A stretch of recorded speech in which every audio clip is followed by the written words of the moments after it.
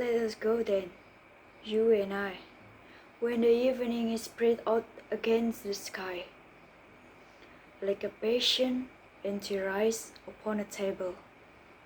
Let us go through certain half-deserted streets, the muttering retreats of wreathless nights in one-night cheap hotels and sawdust restaurants with oyster seals, streets that follow like a tedious argument of insidious intent to lead you to an overwhelming questions. Oh, do not ask what is it. Let us go and make our visit.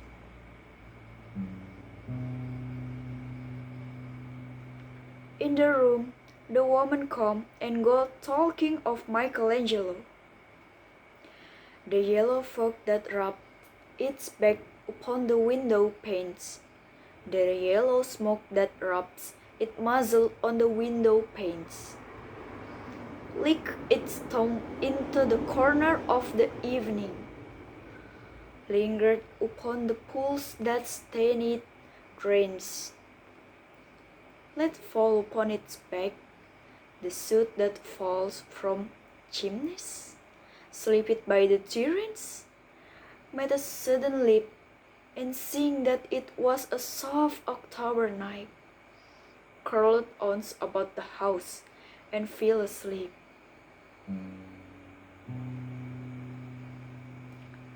And indeed there will be time for the yellow smoke that slides along the street, rubbing its back upon the window's pane.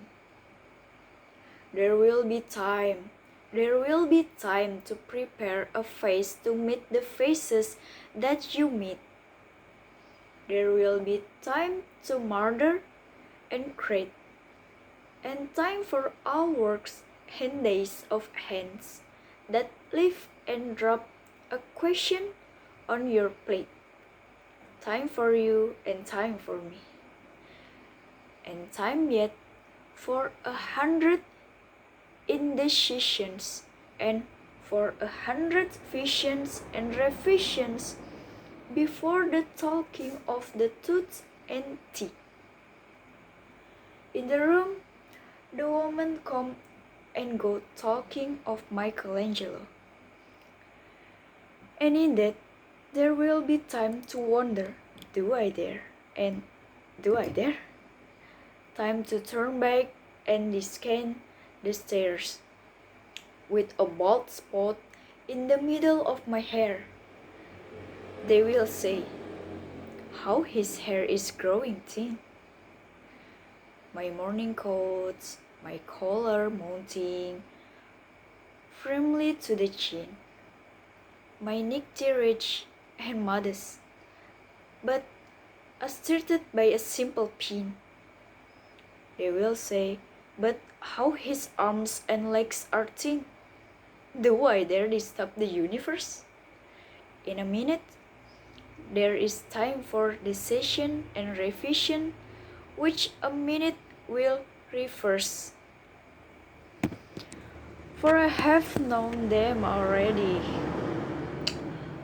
known them all, have known the evenings, mornings, afternoons.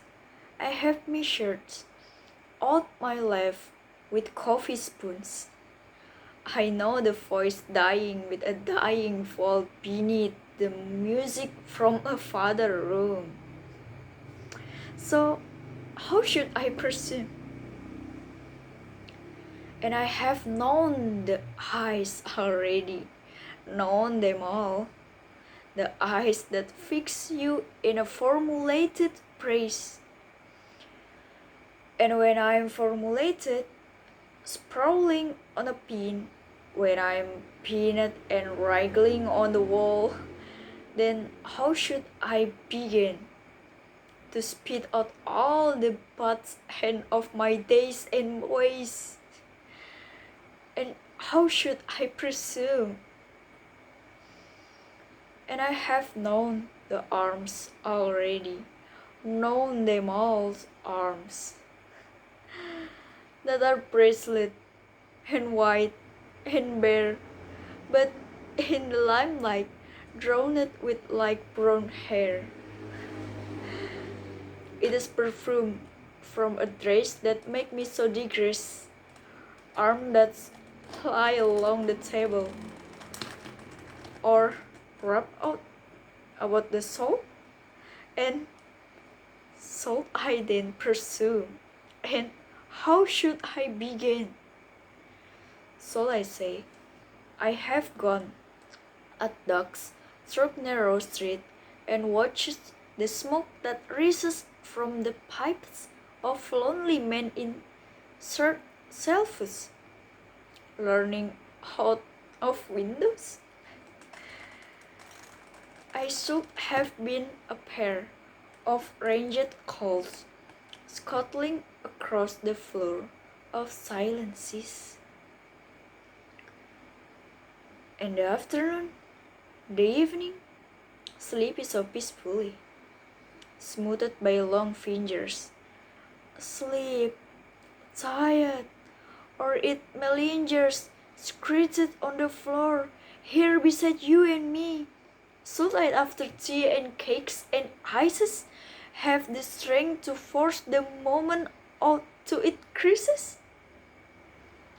But though I have wept and fasted, wept and prayed, though I have seen my head grown sickly bald, broke in upon a platters, I am no prophet, and here's no great matters. I have seen the moment of my greatness flickers, and I have seen the eternal footman hold my coats and sneakers, and in short I was afraid. And would it have been worth it, after all? After the cups, after the mail, the tea, among the porcelain, among some talk to you and me? Would it have been worthwhile to have beaten off the matters with a smile? To have squeezed the universe into a ball to roll it towards some overwhelming questions? To say, I am Lazarus, come from the dead, come back to tell you all, I shall tell you all. If one, settling a pillow by her head, should say, that is not what I mean at all, that is not it at all. And would it have been worth it after all? Would it have been worthwhile?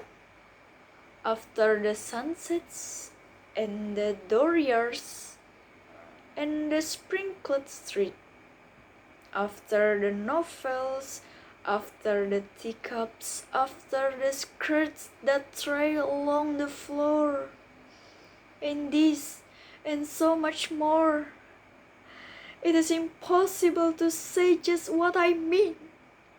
But as is a magic lanterns through the nervous pattern on a screen, would it have been worthwhile if one settling a pillow or throwing off a shawl and turning toward the windows should say, that is not it at all. That is not what I mean at all. No, I'm not Prince Hamlet, nor was meant to be. I am a tender lord, one that will do to swell a progress. Star a scan or two, advise the prince? No doubt, uneasy too, differential, glad to be used, politic, cautious, and meticulous, full of high sentence, but a bit obtuse at times indeed, almost ridiculous, almost at times the fool. I grow up, I grow old. I should wear the bottoms of my trousers rolled. Shall I part my hair behind? Do I dare to eat a peach?